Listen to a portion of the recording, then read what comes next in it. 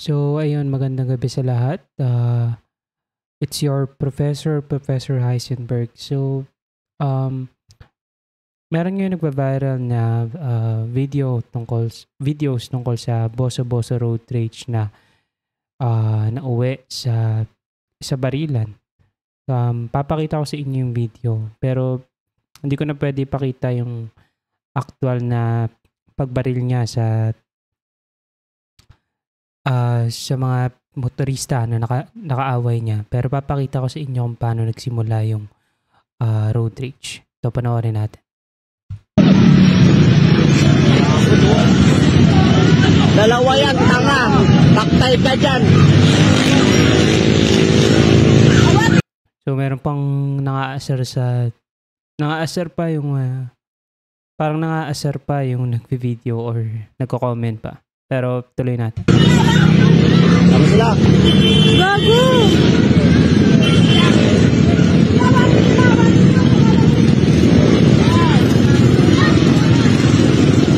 Live sa Antipala! Away, nakabuti ang dami. Gago! Oh, tanga na. Ito na yung latter part ng video. Ibang tao naman ang kumuha nito. So, makikita nyo na iba yung camera angle. So, yung nagbibideo dito kanina, nandito mismo sa kabilang parte ng kalsada. Pero dito sa part 2 ng video, makikita natin nasa taas na yung camera view angle. So, ito yung unang part ng pag-aaway. So, itong nakaputing lalaki na to, ito yung may-ari ng SUV. Tapos yung nakaaway niya, yung dalawang naka-helmet na to. Ito yung isa, tapos ito yung isa naka-helmet. Tapos ito yung driver ng SUV. Dalawa yan, tanga. Taktay ka dyan. Tapos kung makikita nyo itong babaeng itong nagbibideo, ito ating asawa nitong lalaki.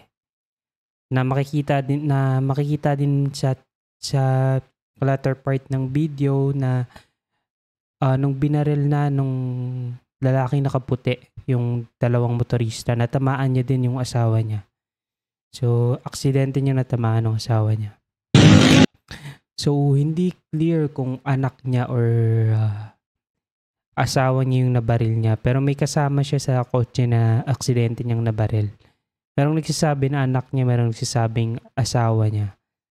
Pero mas maraming nagsasabi na asawa niya yung nabaril niya. So, hindi pa kasi kumpleto yung sources. Wala pa tayong mahanap na sources kung ano yung pinagmulan ng pag-aaway nila. Tapos, kung sino-sino yung mga nabaril.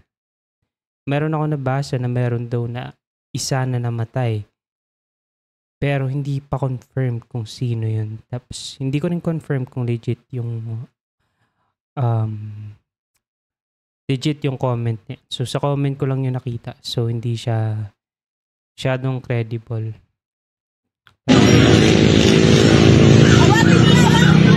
Tama sila. Gago!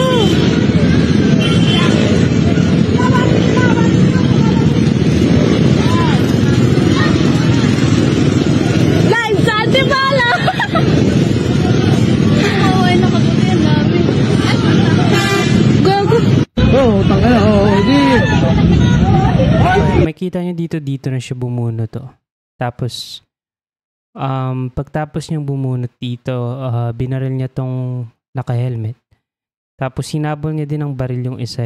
Tapos, merong mga bystanders na nadamay. Pati mismo yung kasama niya na di umano asawa niya daw, aksidente niya ding nabaril.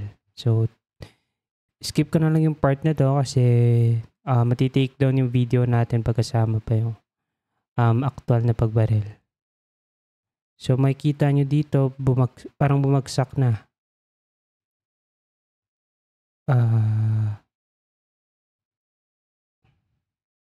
Bumunot na siya dito. Ayun na, tinutok niya na dun sa isang motorista. So, di ba ito yung nasa harap niya? Ayan. Di ba ito yung isang kaaway niya na nasa harap niya? Binaril niya yan tapos natumba na yan. Nandito na yan, makikita natin. Ayun, nawala na sa frame yung isang motorista. Tapos sinutok niya na yung baril doon sa dito banda. Kasi nandito yung isa niya. Andito pa pala yung lalaki. Yung isa niyang nakaaway, nandito pa. Wait lang. Ayan na, makita natin na parang patumba na yung naka-helmet. So, ditong part, tuloy natin ulit. Ayan na, tumba na dito yung unang naka-helmet. Nandito na yan, ayan. Patumba na yan. Ayun, natumba na, nandito na yan. Kaso natabunan lang na itong text na to. Ayan, makikita natin natumba na yung unang motorista.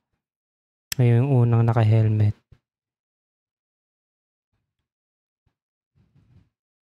Tapos sumabol pa kasi siya ng baril dito banda kasi nandito yung isa niyang nakaaway ata. Dito bandang direksyon siya umabol ng kailang baril din siya dito kaya aksidente niyang natamaan ata itong babaeng to na asawa niya. So makikita din natin dito sa video na to makikita natin binitbit niya yung asawa niya na aksidente niyang natamaan. Hala! Gago na tamaan niya yung anak niya. Sabi dito sa video na anak niya daw pero maraming nagsasabi na asawa niya. Hindi natin confirm kung anak talaga or asawa. Pero yun din yung babae na nag-video kanina. Binuhat niya na yung babae, sasakay niya sa Gago ka! Ala, putang ina mo! Ayan, natamaan ni si kuya! Meron din mga natamaan dito banda, mga nadamay. Tumawag sa akin ng pulis! Oh! Ala, gago! Kunin mo yung plate number! Gago! Harangan nyo! Ala! Harangan nyo! Ala! Harangan nyo! Harangan nyo, gago! Harangan nyo!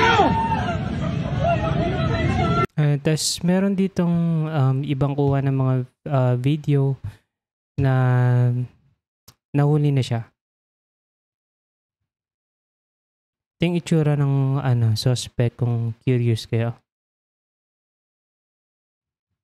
Panoorin natin yung video dito. Pinakita na nahuli na siya. Pinabol siya ng mga pulis dito. Tapos merong checkpoint at doon ata siya na corner sa checkpoint.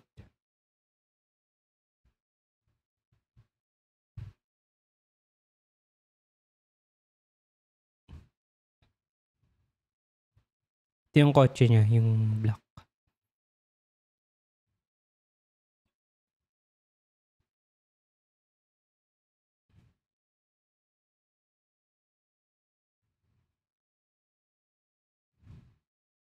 Ayan yung kotse niya, yung black na to.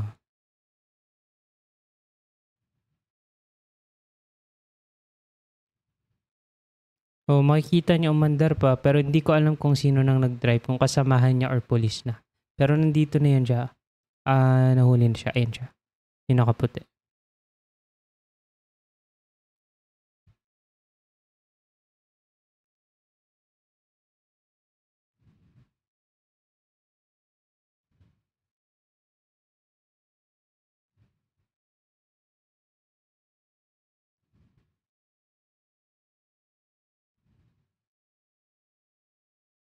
Skip natin ang onte. Ayan yung checkpoint. Ayan siya na corner. Ayan yung sasakyan. Tapos ayan siya. Hawak siya ng pulis. So, ayan siya. So,